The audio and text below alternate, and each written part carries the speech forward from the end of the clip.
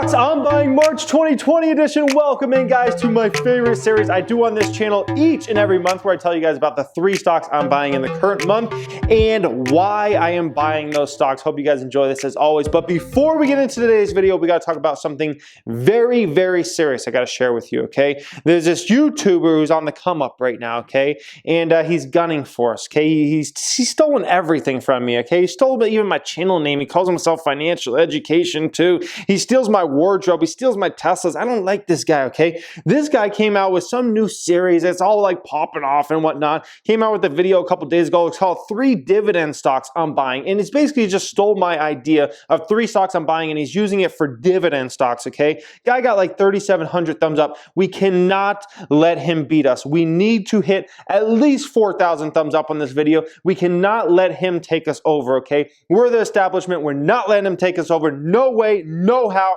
Alrighty, guys, let's start getting into these 3 stocks. So first one up here is Footlocker, okay? So first one that I'm currently buying as of right now is ticker symbol on this one is FL. Footlocker, a $33 stock. I just started buying this one very recently, and this is a stock that really intrigues me a lot, and I'm gladly buying the stock as of right now, okay? Let's talk about Footlocker a bit and why I'm so excited about this one. So this one's at a trailing P of 7, a forward P of 6. This is a dirt cheap stock. I mean, in a market where there are countless overvalued stocks right now, it's hard to find really like dirt cheap stocks, but we have a dirt cheap stock in Footlocker here. I mean, unbelievably cheap. Now, this is not a business that is expected to grow massively and have some huge revenue growth or something like that. It's a company that should grow revenues in this fiscal year of 2%, 2.5%. Next fiscal year, maybe 1 to 2%. So it's not a super fast growth stock, but when you're paying a 7 or 6, P ratios on a stock, like, you shouldn't expect much growth. Like, that is ridiculously low. Like, we're almost getting this company for free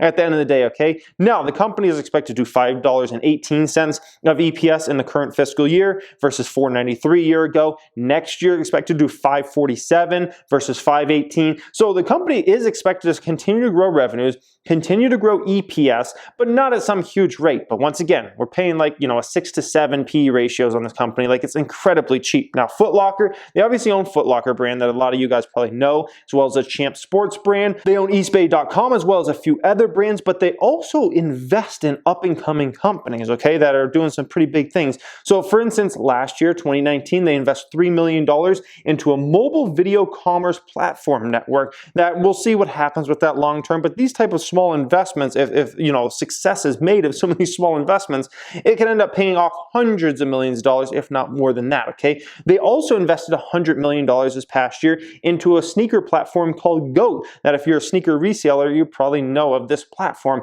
They also invested last year $12.5 million in a kids clothing company called Rockets of Awesome, okay? So they're constantly investing into new up-and-coming companies in the clothing space, in the shoe space, and you would think with all this money they're spending on all these investments into other companies out there, plus always investing into their own stores and their own company, you'd think they have no money around, right? You'd think their cash would be weak. Well, let's go ahead and take a look at their balance sheet. Look at the balance sheet. Look at how strong this balance sheet is. Looking at a company, this is their most recent quarter, right? Over $900 million in cash and only $122 million in long-term debt. That's over a 7-to-1 ratio of cash versus debt. That is what I would consider a very, very strong balance sheet, okay? Incredibly strong balance sheets. One of the strongest balance sheets of any company I own as of right now, okay? So I love that. They're investing into their own business. They're investing into other businesses that are on the come up, and they're still able to keep an amazing balance sheet at this company, okay? Dividend yield on this one of 4.4%, payout ratio, unbelievably low, under 35% for a payout ratio on this company. So I'm getting a great balance sheet. I'm getting some great brands they own. I'm getting a company that's investing in brands on the come up. I'm getting a great dividend stock that has a low payout ratio. This is very, very attractive to me. And so when I look at Footlocker overall, I love this one. It's a company I'm getting for dirt cheap, that has run very well, that pays me out some very nice dividends, and I think I'll actually get some pretty good share appreciation over time as some of their investments pay off and their current businesses continue to kind of pour in some money. Now, obviously, with the whole Rona situation, it affects every company negatively in the short term. Footlocker will likely be, impacted in some way with the Rona situation, but the Rona situation is short term in nature, and obviously if I'm investing investing in this company for the next 3 to 5 years. It's all about what happens over the next 3 to 5 years, not what is happening this week or next week or something like that, guys. So I love Footlocker as an investment. This is why I'm buying the stock in March of 2020 as of right now, and I'll probably continue to for the next few months, especially if it trades around here or if it goes lower than here, guys. You guys know I love to buy it for even cheaper, okay? So that was the first stock up here of the 3. Stock number 2 of the bunch is a company named Revolve Group.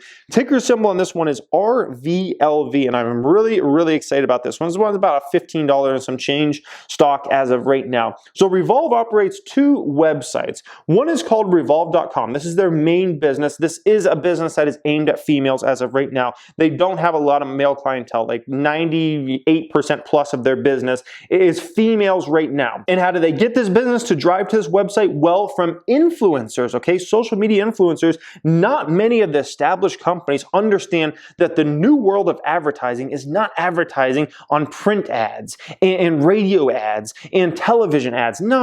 That worked maybe back in the 70s and the 80s and stuff like that. But nowadays it's all about using social media influencers to drive to your website or whatever product you're trying to sell. And that's what Revolve does extremely well. And that's how they've built this very successful business, and they continue to be focused on that, okay? They also own another website called Forward.com, okay? Wait a minute, this is not the right Forward. I think I pulled up the wrong Forward there. It is like this, okay? FWRD.com. That's the Forward we're looking for, okay? And this website, Forward.com, is actually growing quite substantially right now. And this plays on the very high end, like premium brands they own, you know, the luxury brands, let's call them like that, in the fashion retail game. That's what that business is all focused on there. And they, once again, they drive business through influencers, people that are big on social media, you know, Facebook, Instagram.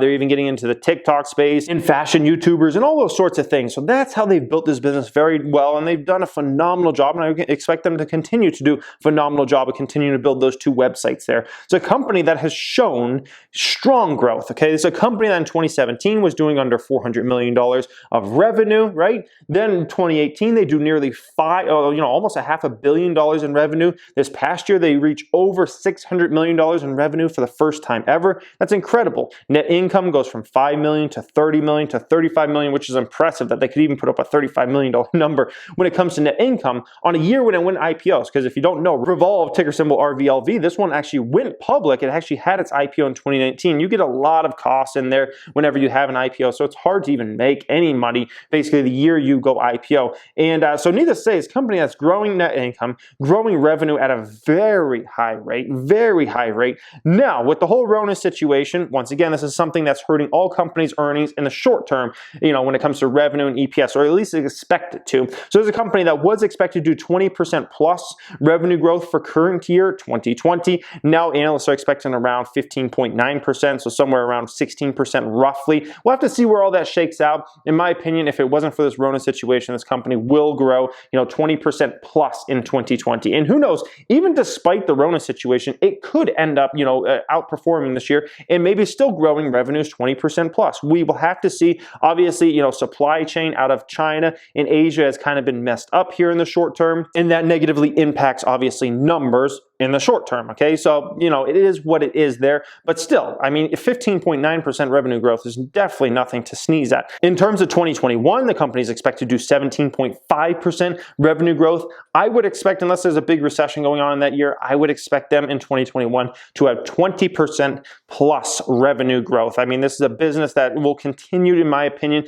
to build out, not just in terms of building new customers, but getting existing customers to come back to the website, buy future products, okay? I mean, they do a great job fulfilling the products, selling great products. At the end of the day, people will come back, continue to use these websites, just like traditional retail in the past was, people would go back to Macy's or Dillard's or whatever, JCPenney's or wherever they were shopping at traditional retail back in the day in the 70s and 80s and 90s. If they had a good experience and they bought products there, they would continue to go back and go back. I believe that will happen with Revolve over time. Looking at a company here with Revolve that is expected to do 54 cents of EPS in 2020. Once again, that number has been brought down because of the Rona situation, okay? This was a number that was supposed to be 64 cents to 69 cents, it's on average, but because of Rona hurting everything short term, expected to do about 54 cents, which would still be impressive, despite the whole Rona situation. In 2021, analysts on average have this company doing about 70 cents of EPS. In my personal opinion, I could see them actually doing about $1. Once again, outside of a big recession scenario or something like that, I believe that this company will do about $1 of EPS in 2021. I think that number of 70 cents is far too low there. And if there's a company that does $1 of EPS in 2021 and the company's trading at $15 a share, $16 a share, that would put it at a 2021 PE of only like 15 to 16, which is extremely low if the company's growing, let's say high teens or 20% plus, which I think they can definitely grow around 20%. That's really, really low valuation on this one. So once again, with Revolve, market capitalization on this one of under $1.1 billion as of today, okay? $1.09 billion. And if we look at something for context here, let's look at Macy's market cap over time, okay? And I'm just looking at the last 5 years.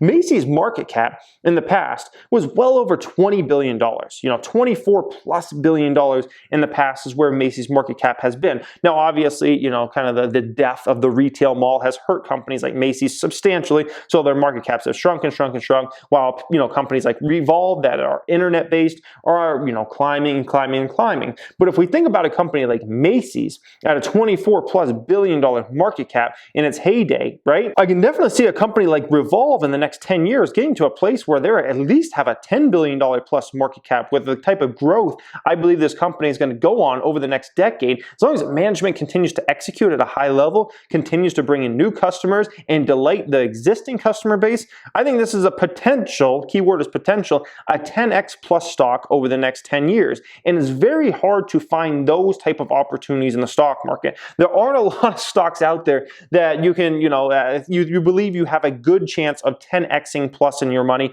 in terms of a decade's time. In this stock, I believe it actually has that type of potential over the next 10 years, as long as management continues to execute on a high level like they've been doing for the last, 5 to 10 years overall. And so in terms of Revolve, I'm super excited about that one when it comes to a growth stock. It is a pure growth stock. That's why I'm buying the stock. But it's a company that is not just growing for growing's sake. It's a company that's profitable in their bottom line, should continue to build that net income in future years. And that's hard to find in the stock market. Most of these companies that are growth companies that are growing double-digit percentages, right, in terms of revenue, most of them are losing money. And it's like, oh, someday we'll make money down the road. And there's no definitive numbers out there. It's a company that they're going to grow big, but also they're already profitable. And when it comes to like a risk reward, my risk is much less when I'm in a high growth stock that's already profitable versus a high growth stock that is losing a ton of money. Because if they're losing a ton of money, then they need to get to profitability quick, right?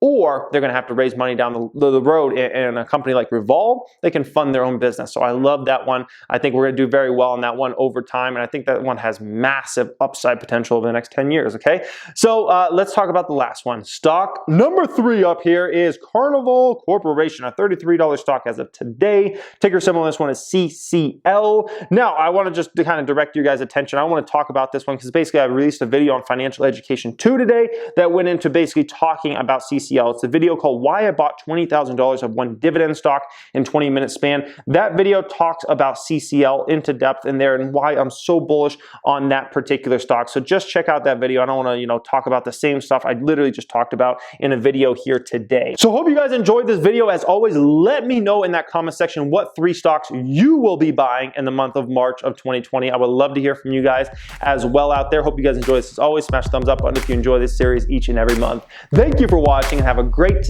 day.